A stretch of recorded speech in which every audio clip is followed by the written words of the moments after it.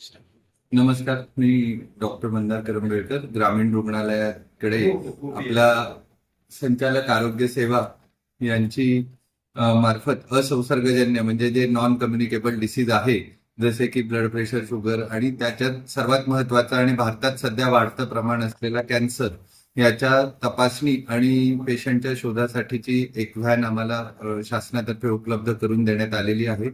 वेगवेगळ्या जिल्ह्यात ही गाडी फिरून त्या जिल्ह्यात जे काही कॅन्सर संशयित रुग्ण आहे त्यांची तपासणी या गाडीमुळे त्यांच्या त्यांच्याच जागी त्यांच्या शहरात उपलब्ध होऊन शासनाने करून दिलेली आहे.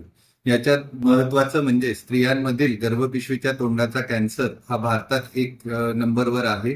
सर्वात जास्त संख्याचे रुग्ण असलेला कॅन्सर आहे.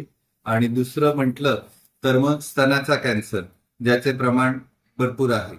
तर या दोन कॅन्सरसाठी आपण आता इथे ज्या आलेल्या लेडीज आहेत, आपले PHCचे डॉक्टर आहेत, त्याच्याहून सब सेंटरचे जे समुदाय आरोग्य अधिकारी, मेडिकल ऑफिसर आहेत, त्यांनी त्यांच्या नियमित तपासणीत जे काही संशयित रुग्ण आढळले आहेत त्या सगळ्यांना तपासणीसाठी ते आज ग्रामीण रुग्णालयात घेऊन आले.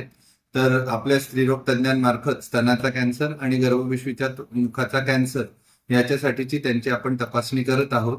यातील संशयित रुग्णांना याच्या पुढचीही तपासणी आपण आरोग्य सेवेमार्फत मोफत उपलब्ध करून देणार आहोत.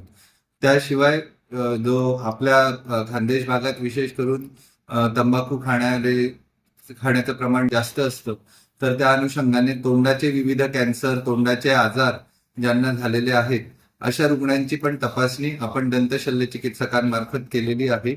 आणि त्याच्याही अनुषंगाने ज्यांना ज्यांना काही उपचार म्हणा, ऑपरेशन म्हणा आवश्यक आहे, त्यांचे उपचार आणि हे इथून पुढे म्हणजे वैद्यकीय महाविद्यालयामार्फत आपण करून देणार आहोत.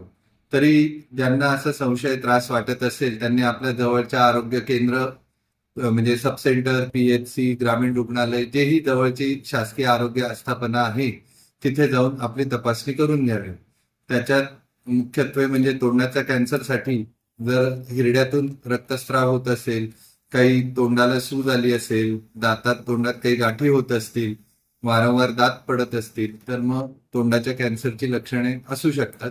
तर मग ते त्यांनी ग्रामीण रुग्णालयात येऊन त्याची तपासणी करू शकतात.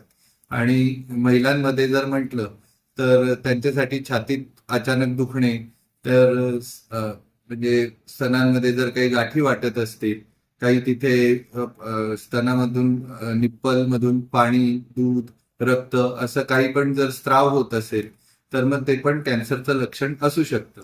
तर त्याची वेळीच तपासणी करून घेणं आवश्यक आहे.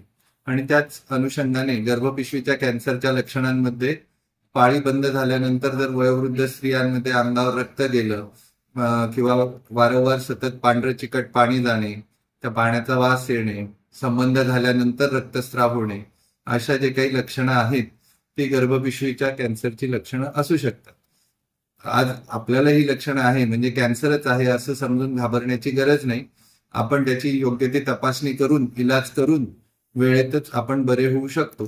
तर तुम्ही तुमच्या जवळच्या आरोग्य केंद्राला भेट द्या असं मी सल्ला देईन. धन्यवाद. सर, या 2 दिवसामध्ये किती साधारणतः पेशंट चेक करण्यात आले असेल? या 2 दिवसांमध्ये साधारण 100हून जास्त रुग्णसंख्या आपली झालेली आहे. आणि आता त्याचे रिपोर्ट्स वगैरे जसे फायनल होतील तसं आपल्याला कळू शकेल.